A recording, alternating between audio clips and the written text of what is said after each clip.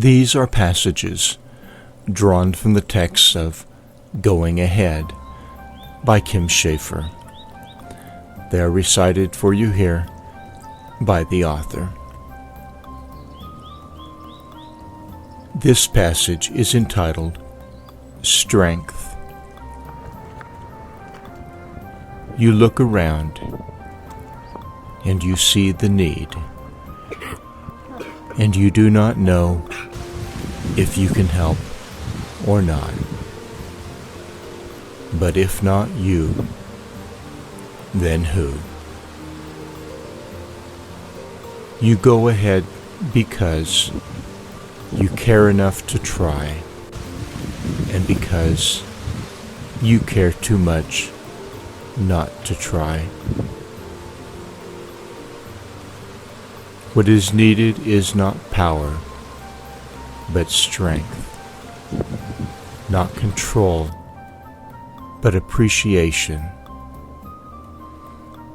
Your strength is your caring, and the extension of your strength is an arriving at levels of caring that require you and enable you to go ahead and try.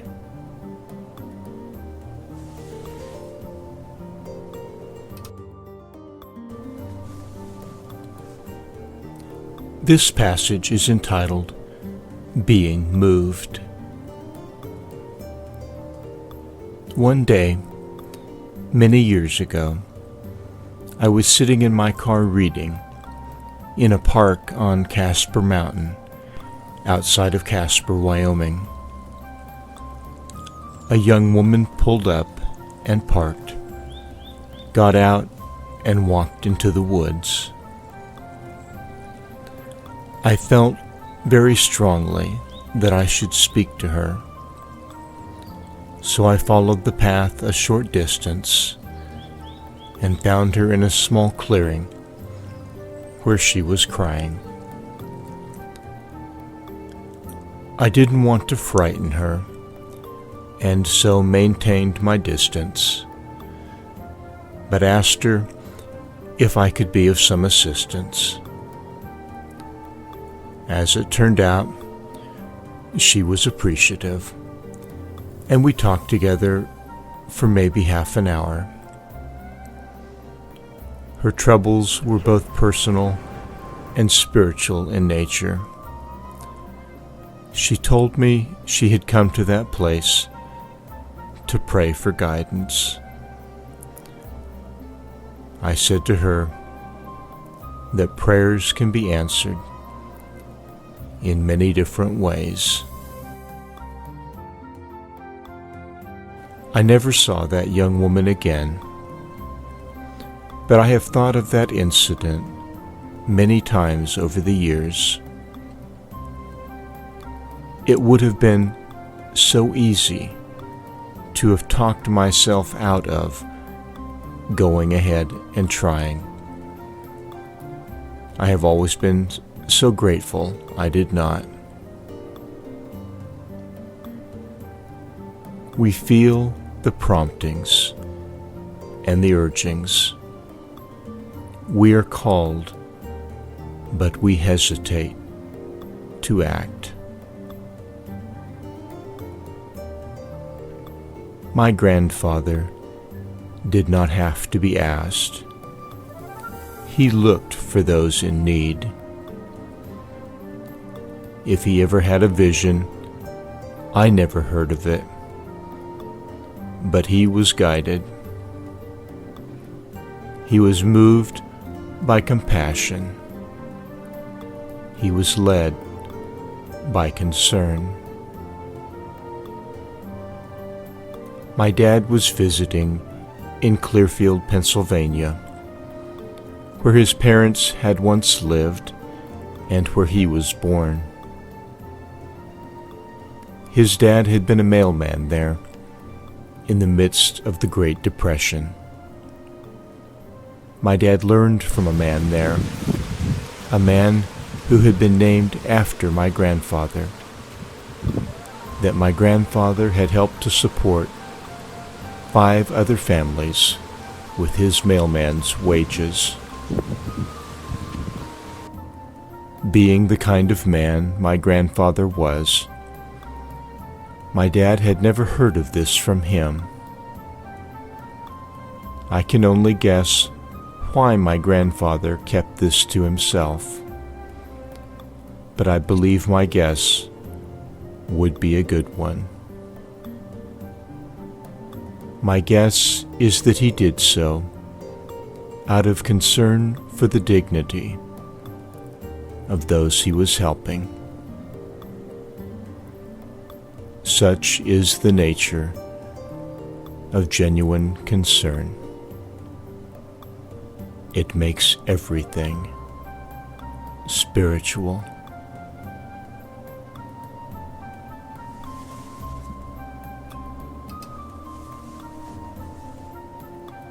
This passage is entitled, Not Holding Back.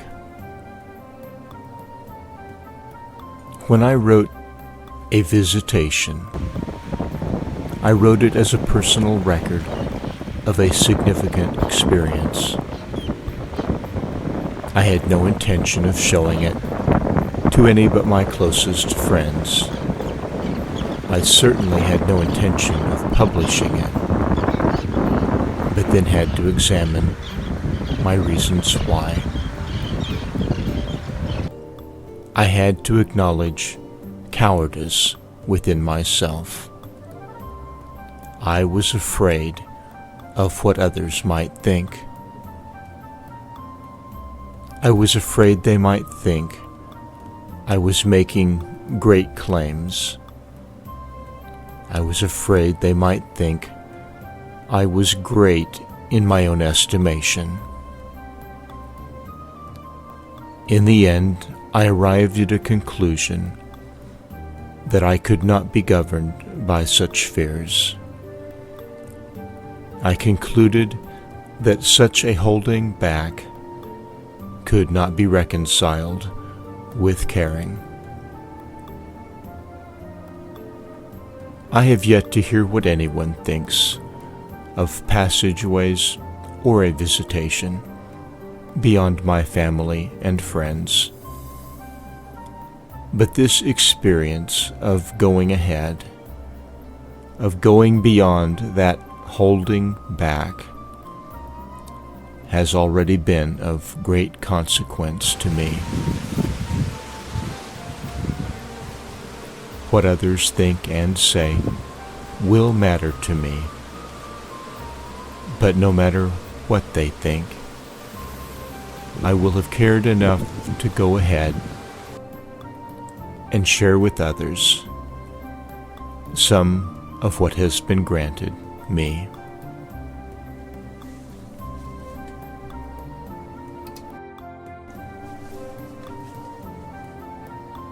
This passage is entitled Past and Present.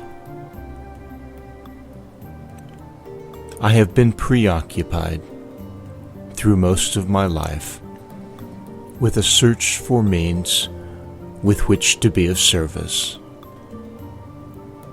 I have somehow always felt that I could help and wanted to, even when the suggestion would have been laughable. Now it starts to make sense to me, as a lifetime's pursuit leads to something after all. I had a conversation on a plane with a stranger about passageways. I said to her, "It worries me who they will think I am." She said to me, "If you can help one person, what does it matter what others think?" Going ahead in spite of uncertainty, in spite of fear, and in spite of failure is the story of my life past and present. Going ahead in spite of looking foolish, and in spite of being foolish, time and again, is the only way I have ever found of going ahead. I am afraid, but there is nothing wrong with that. I have good reasons to be afraid. But fear can be a hindrance and an obstacle. I can be paralyzed by fear, and have been recently. I prayed for guidance, and the recognition of my cowardice was the answer to my prayer. I saw my fear of offending others and of disappointing others. I was not afraid of failing, but of failing others. Why are others my responsibility? Because I care, and because I am willing to accept the responsibility. I care about the suffering of others, and so I must do something. Better that I make a fool of myself with an honest effort to help than to hold back from committing myself. I will be better, in my own estimation, for doing so, regardless of what others think.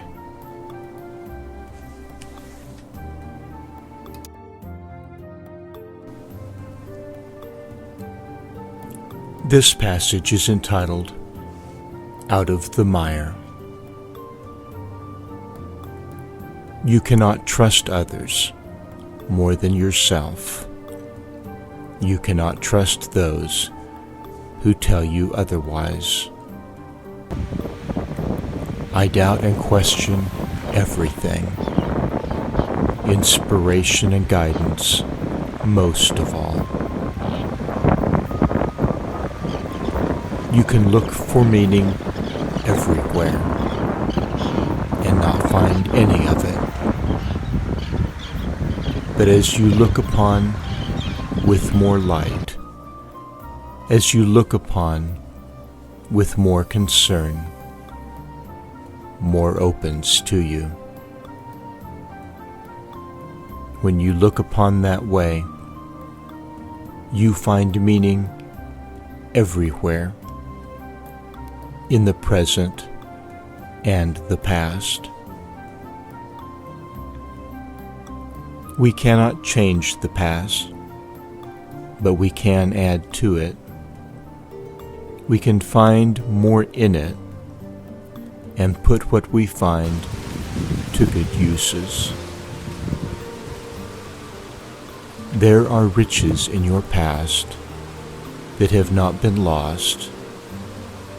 They are waiting there for you to find them. But they are not all happiness and joy. I look back and I see things I've done and people I've hurt, and I wish that I hadn't. And my only explanation is, I didn't know any better. I can think now, I should have known better, but I did not know better then. I can remember the suffering of abuse without flinching. But when I think of things I've done, when others suffered from my ill treatment, it is hard. I feel forgiven. But forgiveness is not enough for me. I want others to be better than I was, to sidestep, if they can, the pits I've fallen in, or to learn of climbing out from me, if not. I have taken all the worst of me, and I have made good use of it in service to others. In so doing, I have been able to bring forth something shining out of the mire.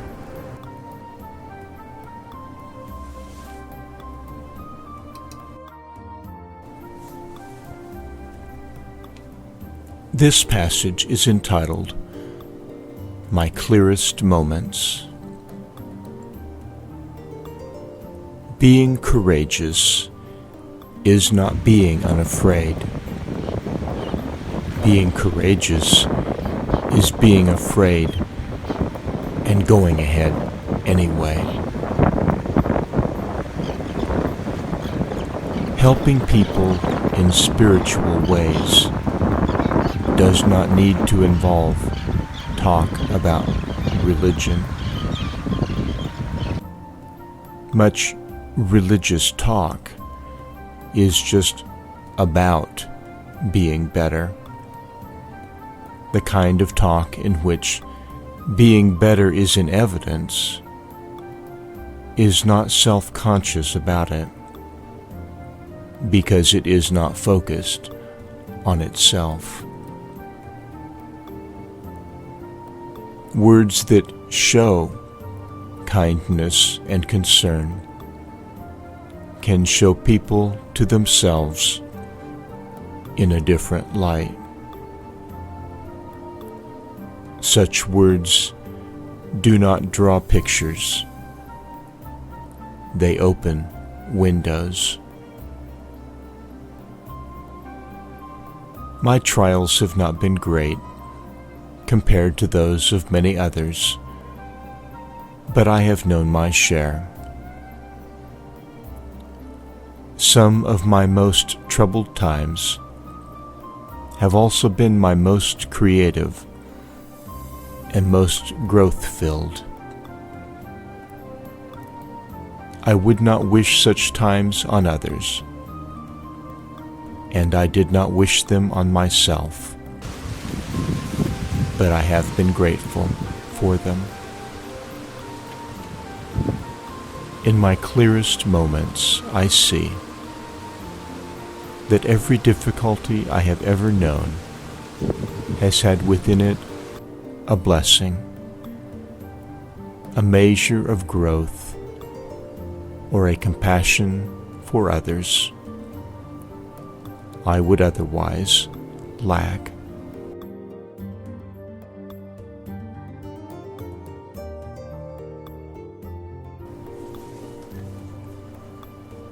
This passage is entitled, Delusions and Certainty.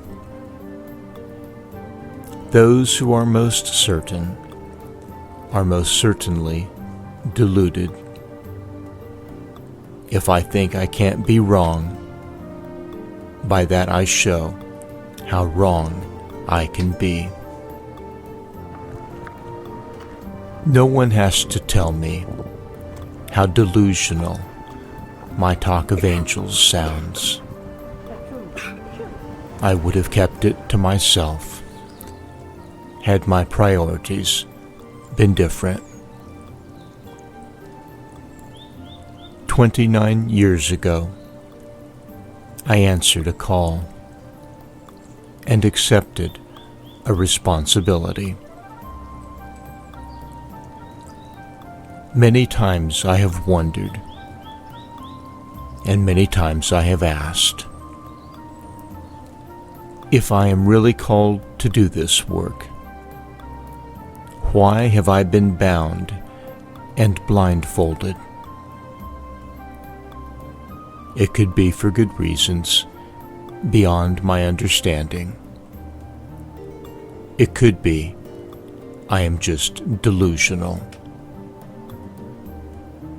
But what if I am not? What if it is my responsibility and I fail to fulfill it? That has been my dilemma ever since. It would have been infinitely easier to have just dismissed it all and lived my life like anyone else. But that never really was a choice for me. It has taken me these 29 years of sifting and sorting out, of losing faith and finding it again, of false starts but never-ending trying to reach this point where now it all makes sense, or starts to. Am I delusional? I can't be certain, and neither can you. But I weigh things in the balance, and I judge the tree by the fruit it bears. And I expect you to do the same, and to judge me by the fruit I bear.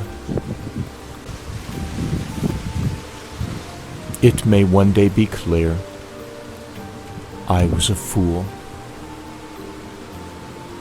but I'd rather that than to be a coward.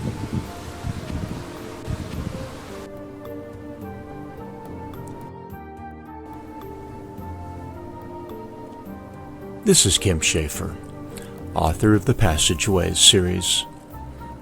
If you've enjoyed this recitation, I hope you will subscribe to our podcast and tell others about it. If you would take the time to leave a review in the iTunes store, that would also be appreciated. If you would like more information about the Passageways series, you can find us on the web at amidst.org. amidst.org.